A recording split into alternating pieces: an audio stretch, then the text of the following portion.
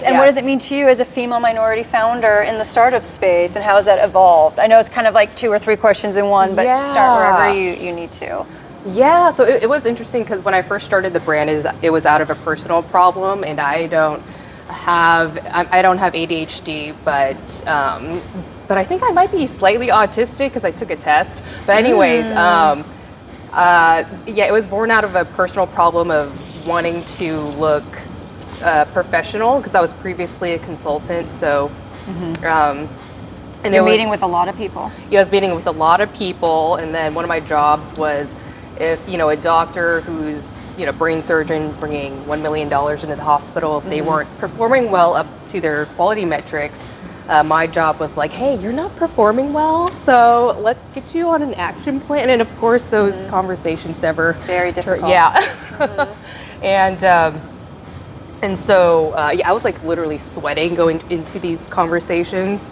And then I have sensitive skin, so just having a bra and then sweat, friction, everything was not.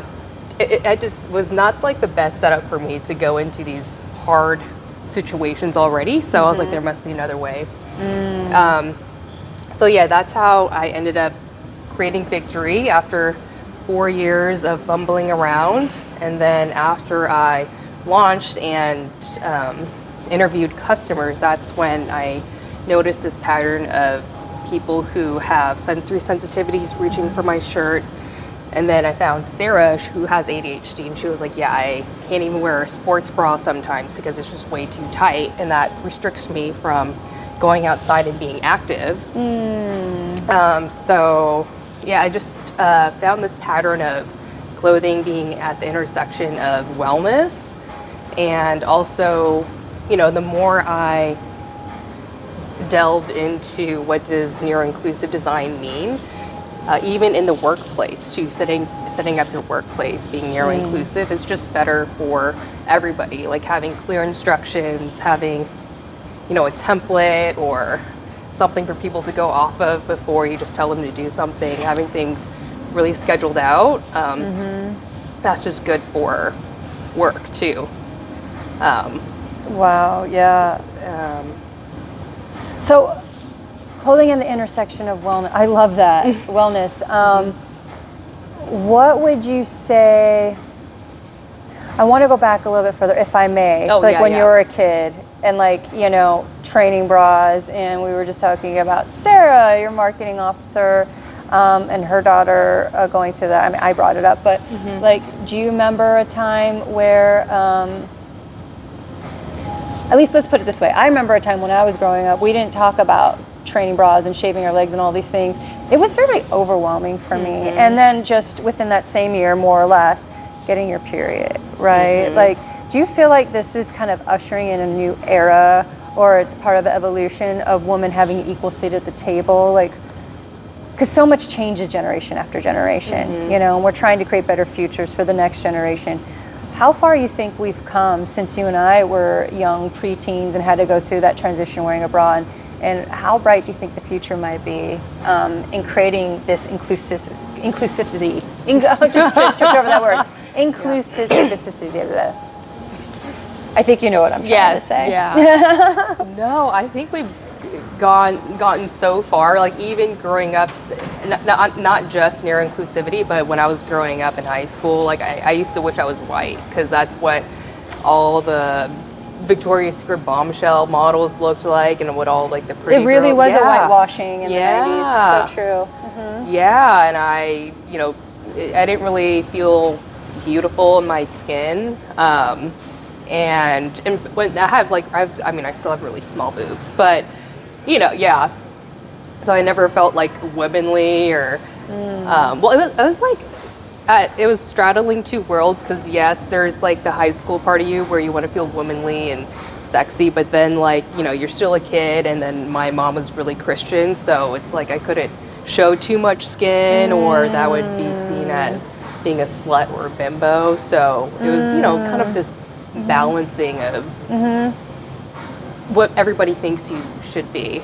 Well, it's funny that you say that, because those names, they reverberate for months. No one has to say anything bad to you for it to stick with you, and it becomes part of internal programming. Yeah. And we don't know how much we internalize this, because up until I'd say even just a couple years ago, I would always wear a bra to bed, and I ideally like to sleep in my underwear. And I'm like, this is so uncomfortable. Yeah. I took it off, and I'm like, no one's gonna see me. I'm under covers. Why am I so embarrassed? And then I realized this is part of like childhood programming. You know what I mean? I think about all these little things we do even to this day as women to conceal ourselves. And is this kind of part of, would you say, even if it's somehow subconsciously, psychologically empowering for women to bring more of their authentic selves to the table, you know, regardless of the cultures we were raised in, you know, feeling like it was better? Because let's be real, those women Victoria's Secret ads and Rockin' the Runway, they have as small boobs as you and me. Yeah. But they had push-up bras. Yes. You know what I mean? But here I am thinking I have to be beautiful, funnily enough, in a Victoria's Secret push-up bra going to bed. Like, I don't want to do that anymore. You know? That's so funny. And you just recently started not wearing up a bra? until like a year ago my to gosh. bed. Oh. Isn't that weird? Yeah. And if it wasn't for meeting you guys, I was like, why did I even try? You know, but it took many turns of doing the self-healing work, realizing what I'm comfortable in. Not until my mid-30s, I was late diagnosed with ADHD and hypersensitivities, skin allergies, and then realizing maybe it's not just me and how I was mentally programmed. Maybe it's also my overall wellness and having a problem even before being programmed by other people, feeling shame and guilt from other people and telling me what to do, that is just compounded by people telling me what to do. And I never got to address that physical feeling because our mothers are saying, hey, this is what's appropriate and acceptable, whether it's religion, culture, what have you. Yeah. So I'm just curious if you have any messaging for women that may still not feel comfortable in their own skin, let alone their own clothes, or not even be able to afford desirable clothes. What do you think makes Vktori accessible to them? And like, what messaging do you have for them? Yeah, I was listening to this podcast, and there was this term that somebody said, self-sovereignty, and I was like, oh my God, that is perfect for what we're trying to do, because you're like trying to be honoring what makes you and honoring what makes you the best version of yourself. So if that's going braless, or if that means wearing a push-up bra because you want to look hot because you're going on a hot date, or you want to do your ADHD tics because that helps you work, but just like accepting those your flaws and being like, yeah, that's me. Oh, I love that. So like, what is next for you guys in building out the brand? Are you coming out with different styles, different things to make women comfortable? I know you have the Nabra t-shirt. What else do you have as far as the lineup in your products? Yeah, so right now we have a Nabra crew neck and a Nabra candle. Ooh. All best enjoyed braless, duh, of course. And then, and then we want to. So I designed the first tee, which it was like with my own self-taught design skills, which yes, I'm very proud of for getting it across the finish line and strangers giving money for it and enjoying it. But I'm like, I need a real designer on this, actually, you know. But hopefully you always have a hand in it, because you know, Sarah Blakely was the real designer and she had no background in underwear. You can still always have your hand in that. Exactly. Yeah. So yeah, right now we're talking to 3 designers. They're all very talented, and then doing another pre-order campaign, probably on Kickstarter again, since that is such a great community. They all love trying new things, and they're really great at giving feedback too for any new businesses that want to start out. And then we're going to release our improved no-nip tee. We've been getting feedback from our customer advisory board, and then they've also been saying that they would like a loungewear no-nip situation where I think the cups, they irritate a lot of people, or not irritate, but they just find it's annoying having to mess with them after you wash it. It's like they crumple up, or and then something that kind of retains its form while it's on. Yeah, or something that provides like gentle contour and just suppresses the nipping. Because I think a lot of women, we don't mind going braless, but it's just like when it's totally out there, like boing in your face, or sometimes like the breast shape when you're just wearing like a thin white t-shirt, people might get self-conscious about it. So something that feels a little bit more supporting. Yeah. That they don't have a subconscious feeling it's still out there. Exactly. Okay. Yeah. Okay.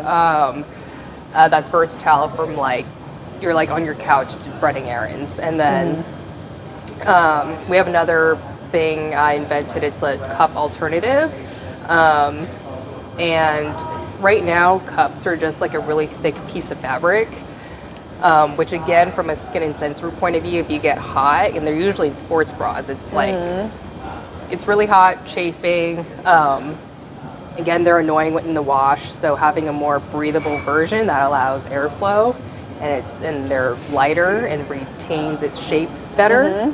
That's when you get to the science of things. Yeah, that's what I'm really excited for. Yeah. But I need to just like make some more money and get some more like Life of an experts. entrepreneur. I know. Yeah. But a long run would be to license out our 2 patents, and then again, being in that intersection of wellness and fashion. I love that. Oh my gosh, that's so cool. Yeah.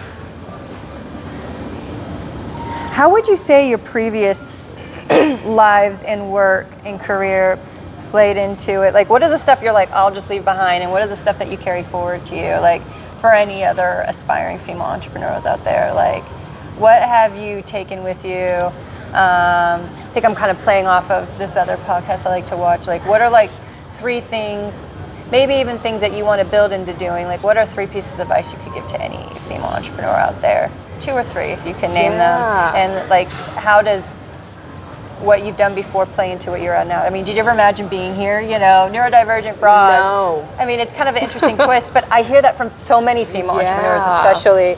But I feel like there's probably an inherent story where you brought a lot of your skill sets from previous stuff to the table. And if I'm making you think for sure. a lot about it, that's not my intention. It's just, I am definitely like thinking back on all the things. I'm like, really no education or experiences left on the table. Yeah. And I mean, it's such an interesting, incredible, beautiful brand for women. And I'm just wondering, like what would be that advice in starting something like this, coming from consulting, tech, talking to doctors, and here you are, no nip bra, neurodivergent women, and anybody really who wants it, anybody. Who just wants a comfortable shirt. Yes, I love that. So what would be your advice, like in someone doing this journey and leaving their corporate typical job and starting this? Like, what would be things that you wanted to tell to you just starting this, and then other people that may want to work, out of their typical 9 to 5 and start this? Yeah. I think the first thing is trust yourself. I think especially as women, we've been groomed to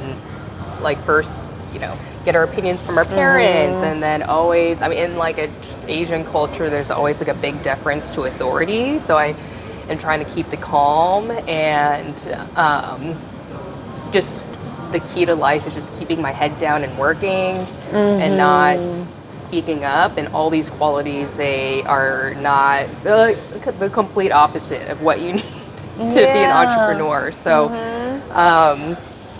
but the biggest thing is trusting yourself, which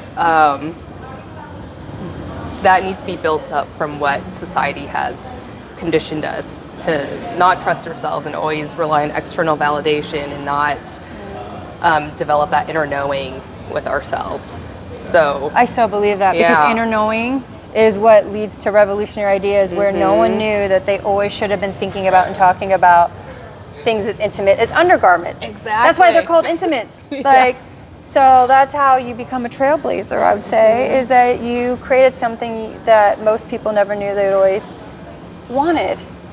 And because it's so subversive, because we are so subliminally oppressed in a world that feels so much more inclusive than it was in previous generations. We can at least say that, right? Yeah. But we still have so much further to go. I know, yes. Right? Yeah. Do you have another piece of advice for people doing this? Or what would you say to younger Kiona just starting, that maybe you beat her up a little bit because you came from that traditional? I'm part Latina myself, so there's this kind of like, you got to be tough no matter what. Yeah, exactly. Not always tough, but would there be something you would have told to a younger Kiona that may have not had nah bra and stuff? Like, who would you want to say to that younger girl that maybe not had the confidence to be an entrepreneur.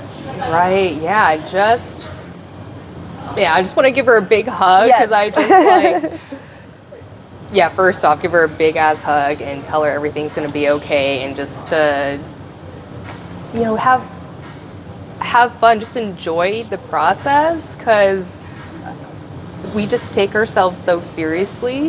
I think especially more now, actually, younger generation, I think they feel like they have to have everything figured out by the time. Yeah, and it's like the more you are in this place of ease and flow, which is again more feminine, but then we are thrusted in this world of masculinity where we have to just like bulldoze through. So again, it comes back to trusting your inner knowing and letting things flow instead of, you know, unnaturally bulldozing through things. So true. Yeah. Yeah, that is kind of masculine energy, bulldozing, you know. Man, I really appreciate that. Wow. Okay. Anything else you wanted to talk about the brand? I know that Sarah couldn't be here, but we could always pick that up later. Yeah. But yeah, no, I think Vktori Nabra is an incredible idea. Thank you. I hope you have some pop-up stores, or at least some pop-up experiences and collabs. So anything coming up in the future that you wanted to tell us about? Oh yeah, we're going to be at Armoire with the W Marketplace. W Marketplace is this also Seattle-based women-owned marketplace. They're fabulous. And then Armoire is this beautiful rental clothing company. So, and when is and where is that? Oh, March 2nd at Armoire's flagship place. And then also doing this other event with Seattle Women's Network for Women's Day. So I think we got a lot of things around for at least 2 events for in March for Women's Day. Network and Women's Day. Yeah. Perfect. And we'll round out those details so then when we publish this, people can see where those are at. Yes. Okay, yes. Awesome. Well, thank you so much. It was so fun. I know. And I hope Nabra makes it everywhere. So Oh, everyone it will. Yes. Yeah. Thank you.